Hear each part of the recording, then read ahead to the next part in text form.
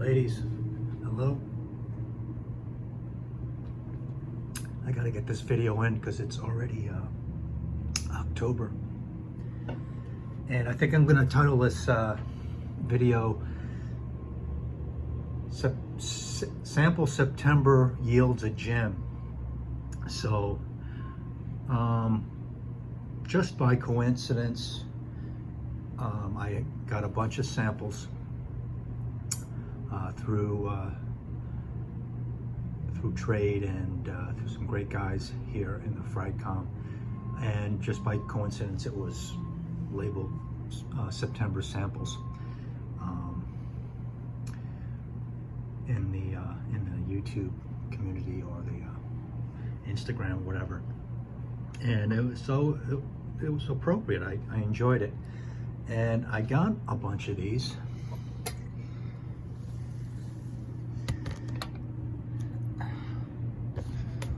There's me. Thank God I got hair. Oh geez, I got my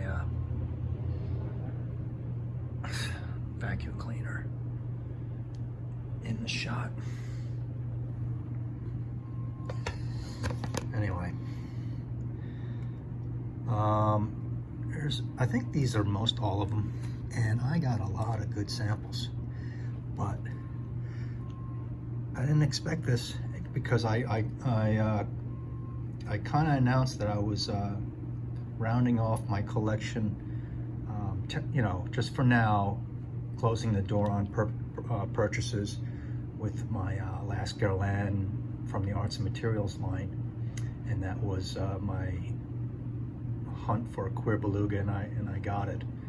And those three, Queer Beluga, Angie Black, and the first one that started over a year ago, almost a year ago, was Tonka Imperial, and I just wanted those three from the Arts and Materials line, and that would be it. I'd be more than satisfied. Thanks for joining me here. I'll try to keep this quick, but I didn't expect what happened. So out of these, you know, I sniffed a lot of them. It was very interesting, and some of them I liked, some of them I really liked, and there was one sticking out here that was a love at first sniff.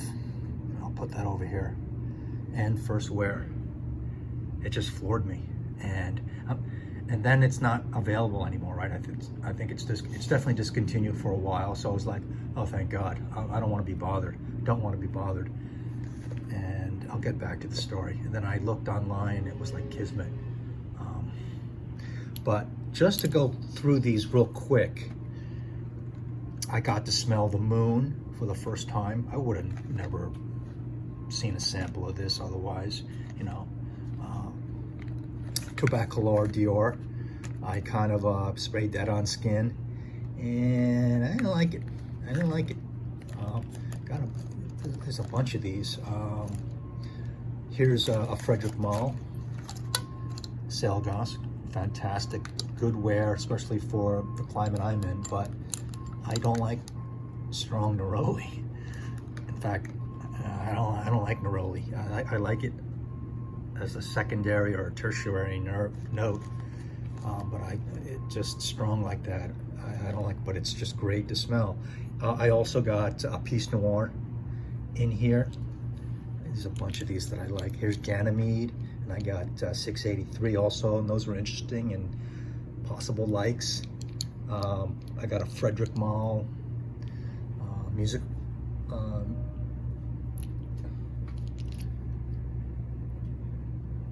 What's it called? Music Lovers? I'm drawing a blank. But I got Ensemble Mythique. It's definitely a like. I got Bois Mysterio, I think I got in here. Bunch of these. Iris Pearl. This is Les Indémodables. Right? I really like that one. A little feminine. And I also got Vanille Havane. I got to smell that. And the top of that smells like right when you pour blended Scotch whiskey like Johnny Walker or Chivas. And then it goes into the darker and then dries off with the vanilla. and I might like that. It doesn't grab me, you know, at first. And I got a sample, even though I have a bottle of this, I got a sample of OG Chergui to compare it to. The Frederick Mull with a pineapple in it.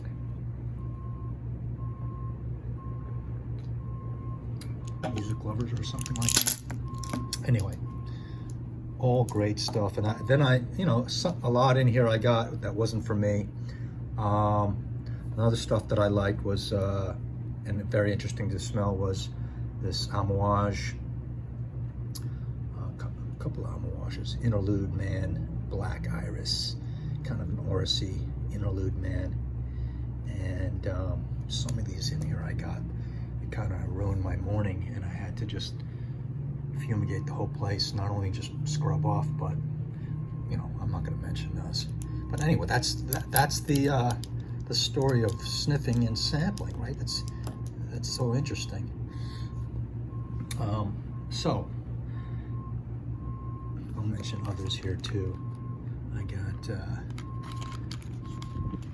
got a Louis Vuitton, that's from Jay, and I got one that smells like cannabis.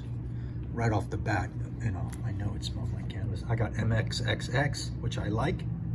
It's definitely a like. I got Derby, it's in here, and that is definitely a like, and the dry down is almost a love. Derby. Here is Ombre Eternal. That's the other one, not Bomb Eternal. Ombre Eternal and Encens Mythique. Wow.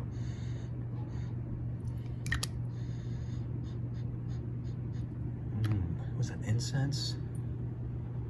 Booze? Tobacco? But there's lipstick in here. There's waxy lipstick. But anyway, this is the one that I tried, and I just fell in love with it. And it's Guerlain, and I didn't expect to. It's Schmott. It's from what line is that again? The Parisian line. And I sprayed it, and I fell in love with the violet and the powderiness, and it was. I go to my friend Fosco, who we're trading samples. I go, well, what does that smell like? He goes, right. He said it in one sentence. He goes, it smells like a Fahrenheit for a gentleman, right? And I go, okay, deal. I'll take a decant of that, right?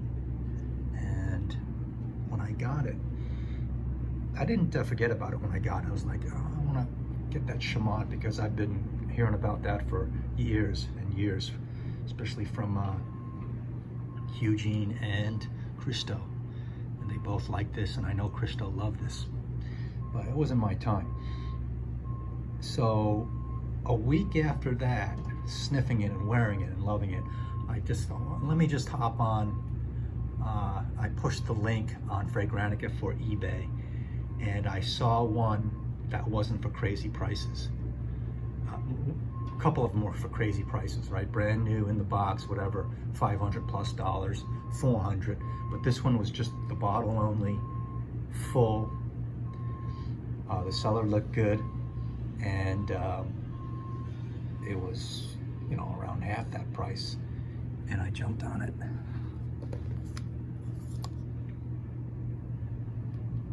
I slipped in one last Guerlain before the barn door shut.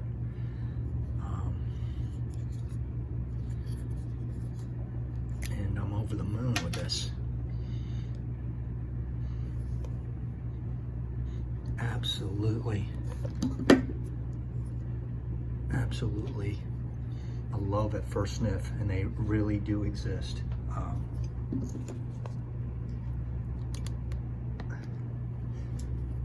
Like I said, it was discontinued for a while now, and then I did my research. I looked at pictures, and I'm like, you know, all the bottles are not exactly alike, and then I compared listings on some sites, eBay, Mercari, And then I went with this, and this got to me like in less than a week from the mainland.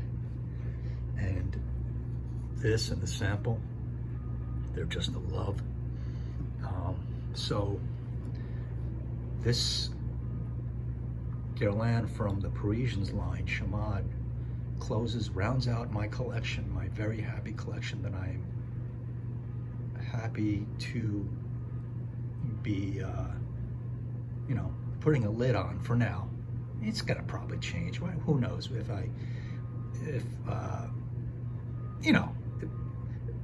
if my wallet becomes fatter and stuff like that.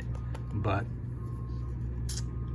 I'm happy that this last surprise slipped through the barn door there and into the collection. With one caveat, I definitely do plan, I don't know what it is, so I can't announce it, but I do plan on getting a second release from Les Abstraits for sure. I mean, I can tell that I'm very curious about it. I bet I will like it. He's going to come out with a third, and I'm just, 2 out of 3 for now. So hey, if I win the lottery, I'll get everything in sight. But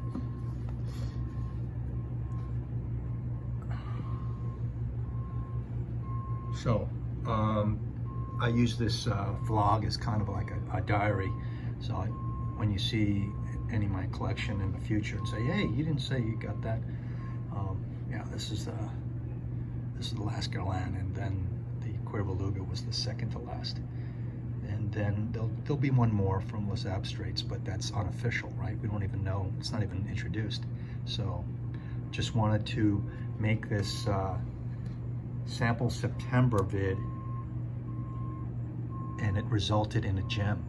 It resulted in a total winning of the lottery. Like I said, there's he sent me Derby in here too, which is really special. Derby's too good for me, man. That's like chairman of the board stuff.